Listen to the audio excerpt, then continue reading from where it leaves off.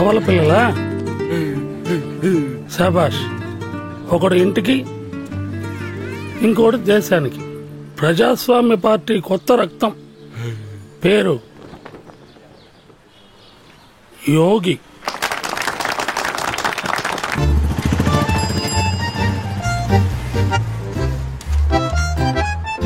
చూసుకోండి ఎక్కడ. అయ్యో అయ్యో అయ్యో. మహాప్రస్థానంలోని కవితలం మేము. పిరికితనం అన్నది మా ఎవ్వరి రక్త నాళాల్లోనూ లేదు. మర్చిపోకండి. గర్జించే సింహాలం మేము. మీ తాటాకు చప్పుళ్ళు మమ్మల్ని ఏం చేయగలవు?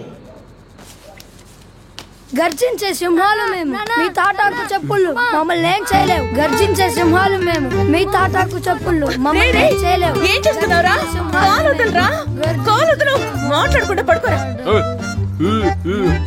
చాలు చాలండి. పిచ్చ కింద మీకు. పడుకోండి. నానా, మనం ఎక్కడికి వెళ్తున్నాం? శ్రీరామచంద్రుడు రావణాసురుడితో పోరాడి సీతను కాపాడాడు. కానీ మా నాయకుడు ఏ పోరాటం చేయకుండానే జనం మెచ్చిన నాయకుడయ్యాడు. తన వాగ్ధాటితో మన బెస్తవాళ్లను కాపాడారు. జననాయక కూటమట. అక్కడ జనము లేరు, నాయకుడు లేడు. అనుదినం గొడవలతో కొట్టుకు చేస్తున్న మీ మధ్య సయోధ్యను కుదిర్చి అయోధ్యలా మార్చాలని ప్రయత్నిస్తున్నాడు మా నాయకుడు. మాలో ప్రవహిస్తున్న ఉడుకు రక్తం మా వీరత్వానికి ప్రతీక. తెలుగు భాషే మా ఊపిరని నలుదిక్కులకి శంఖం పూరించి చెప్తాం. 13 ఏళ్ల కిందటే అమెరికాలో నిషేధించబడిన పాదరసం వ్యర్థాలన్నీ ఇక్కడికి తెచ్చి మన ఊర్లో ఫ్యాక్టరీ కట్టారు. అది తెలియకుండా ఆ పాదరసం ఫ్యాక్టరీకి కూలీలుగా వెళ్లిన అందరూ పేద కార్మికులు అన్యాయంగా బాధించబడ్డారు. కుటుంబాన్ని కాపాడుదామని పనికి వెళ్లిన వాడి భార్య ఇప్పుడు విధవరాలైంది. అక్కడ కష్టపడి పనిచేసి డబ్బు కూడబెట్టుకుని పెళ్లి చేసుకున్న ఆడపిల్లలు గొడ్రాళ్ళయ్యారు. ఒకవేళ వాళ్లకు పిల్లలు పుట్టినా ఆ పిల్లలు పుట్టుకతోనే బుద్ధిహీనులుగాను వికలాంగులుగాను పుడుతున్నారు. వ్యవసాయ భూమిని విషభూమిగా మార్చేశారు దుర్మార్గులు. ఈ సమస్యను పరిష్కరించాలా వద్దా చెప్పండి. దానికి మనం చేపట్టబోయే ఉద్యమం దావానలంగా మారి అధికార పక్షాన్ని కాల్చి బూడిద చేయాలి. దాన్ని మనం ప్రాణాలిచ్చైనా సాధించాలి. ఇక్కడున్నదేమిటి? కర్మాగారమా? హత్యాగారమా?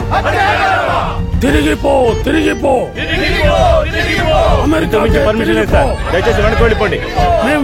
మేం వెళ్ళం.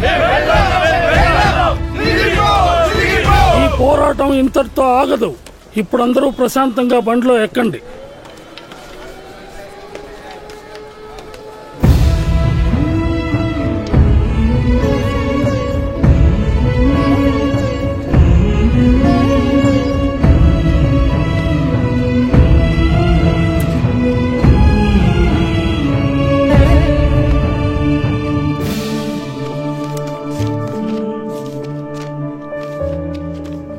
త్యాగానికి మారు పేరు మా కూటమి. ఎదురులేని శక్తిగా ఎదిగినవాడు మా నాయకుడు. పాదరసం ఫ్యాక్టరీని నిషేధించడానికి ఈ పోరాటం జరుపుతున్నారు. అణిచిపెట్టాలని ప్రయత్నించిన ఎలిగెత్తే గళం ఆయనది. గుడ్లప్పగించి చూసే ప్రభుత్వానికి చేసే చివరి హెచ్చరిక. అమానుషంగా బలవుతున్న ప్రజల ప్రాణాల్ని కాపాడడానికి, అమాయకులకు న్యాయం జరగడానికి, రేపు రాష్ట్రం అంతా చెలరేగపోయే జ్వాల అగ్నికి మొదటి సమిధగా నేను ఆహుతవుతున్నాను.